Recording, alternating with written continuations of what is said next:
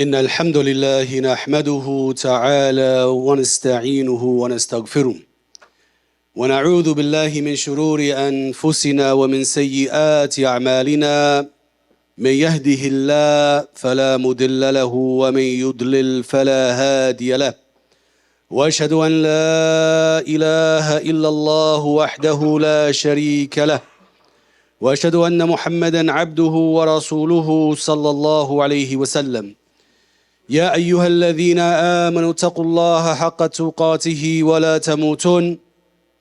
ولا تموتن إلا وأنتم مسلمون يا أيها الناس اتقوا ربكم الذي خلقكم من نفس واحدة وخلق منها زوجها وبث منهما رجالا كثيرا ونساء واتقوا الله الذي تساءلون به والأرحام إن الله كان عليكم رقيبا يا أيها الذين آمنوا اتقوا الله وقولوا قولا سديدا يصلح لكم أعمالكم ويغفر لكم ذنوبكم ومن يطع الله ورسوله فقد فاز فوزا عظيما أما بعد فإن أصدق الحديث كلام الله وخير الهدي هدي محمد صلى الله عليه وسلم. Beloved brothers and sisters, I commence praising, glorifying and exalting Allah subhanahu wa ta'ala, the only one worthy of all worship, all praise, all glorification. I send salutations of prayers and peace upon the finality of prophets and messengers, Muhammad ibn Abdullah sallallahu alayhi wasallam, upon his family, his companions, and all who follow him in righteousness until the day of judgment. Beloved brothers and sisters, today we want to give you a small glimpse into a moment of the life of an amazing tabi'i who was none other than Ali ibn Hussein, better known as Zainul Abideen. And they said that he took on or was given this name of Zainul Abideen because of the attention that he gave to his ibadah, to his worship. And especially the attention that he gave to dua. He was also known as As-Sajjad, the one who was constantly in prostration. And we see that, subhanAllah, they said about him that they would find him often making dua in the place more beloved to him, or the most beloved to him. And that was while being next to the Kaaba. And there was a specific dua that he made that we want to share with all of you today and want to analyze very briefly and draw some benefit from. The dua that he made, he says, Rabbi laqad adhaqatani min rahmatika ma adhaqatani wa awlaytani min in'amika ma awlaytani. فصرت أدعوك آمنا من غير واجد وأسألك مستأنيسا من غير خوف ربي إني أتوسل من اشتدت فاقته إلى رحمتك وضعفت قوته عن أداء حقوقك فاقبل مني دعاء الغريق الغريب الذي لا يجد لإنقاذه إلا أنت يا أكرم الأكرمين. He said in this beautiful dua, Lord, you have granted me a taste of mercy by your will, and you have blessed me with your bounties by your will. And so I have come to you, invoking you, seeking from you without any shyness, and in a familiar way without any fear. O Lord, I beg of you as someone who is in deep need of your mercy, one whose strength is not sufficient to perform his duties towards you as those duties should be done. Accept my dua as if I am a drowning person who is alone with none other who can save me except you, for you, Ya Allah, are the most generous. In this beautiful dua, beloved brothers and sisters, we see that Zainul Abideen, he's giving us some very important points in a discussion that all of us are in need of having with Allah. Oh Allah, you've allowed me to taste your mercy. Each and every one of us has tasted the mercy of Allah Tabaraka wa Ta'ala in our lives, within our families, our children. We've seen the countless bounties that Allah Tabaraka wa Ta'ala sends down upon us day in, day out.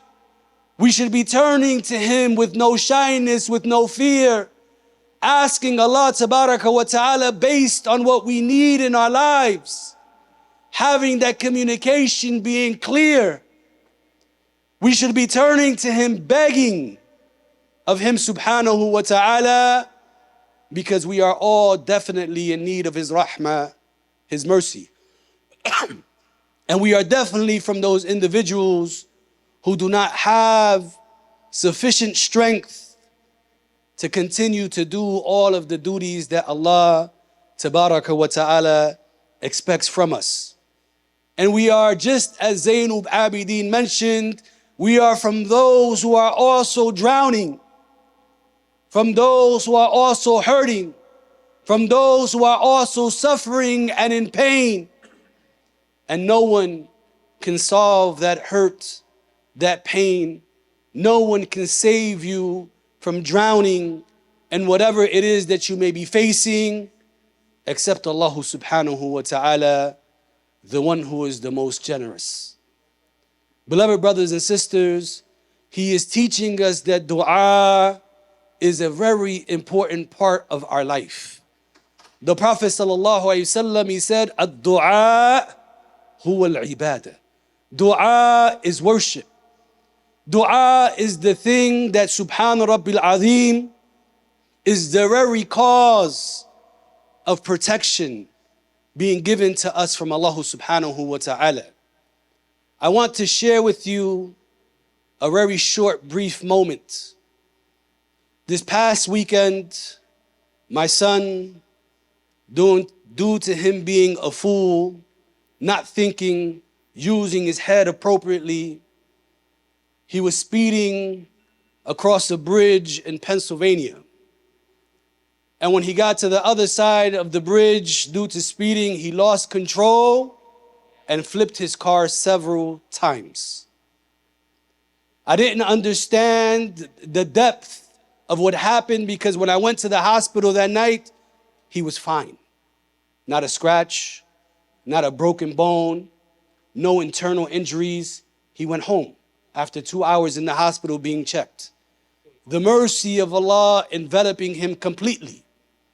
The next day I go and I'm able to see the car completely smashed in, the middle of the car pushed into the car, the back seats are sticking out the back, his seat is crushed in. And all I can think of in that moment, looking at that car, is that, Ya Allah, whose dua was it? Was it mine? Was it his mother's, his sisters, our family? Was it the community's dua that they made for me and my family that has protected my son today, in that moment and in that time? Beloved brothers and sisters, dua is important.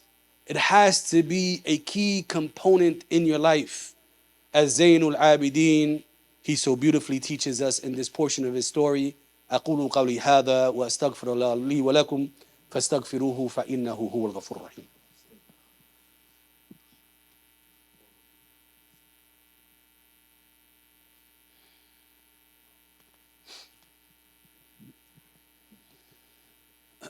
Bismillah wa salatu wa salamu ala Rasulillah.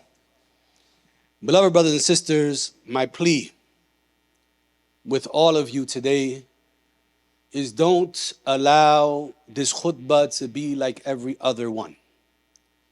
That we come into Yawmul Jumu'ah, we hear the khatib, the imam, it motivates us, it moves us, it increases our iman, our faith. We leave here, mashallah, on a high, spiritually. Isha comes in, Fajr comes in, and back to business as normal. That Iman boost is gone. Take what you hear seriously. Understand the power of dua. Understand the connection that we need to make with Allah. Understand how open we have to be with Him subhanahu wa ta'ala regarding where we are in the relationship that we have with Him subhanahu wa ta'ala. For my young brothers, use your head. The need for speed, for driving fast, for thinking that you may have a skill that you really don't have. It only takes a moment. It only takes a second to make one stupid decision and your life can be completely altered or gone altogether. Parents, continue to advise your children, to plead with them, to do the right thing, inshaAllah ta'ala, to stay connected to Allah subhanahu wa ta'ala. It is as I told my son at the hospital, and especially after seeing the car, perhaps you need to stay in sajda for a very long time because Allah tabaraka wa ta'ala enveloped you today, and perhaps you may never get another opportunity like that. This is our opportunity. You are listening to my words today. Perhaps is the only one that Allah gives us.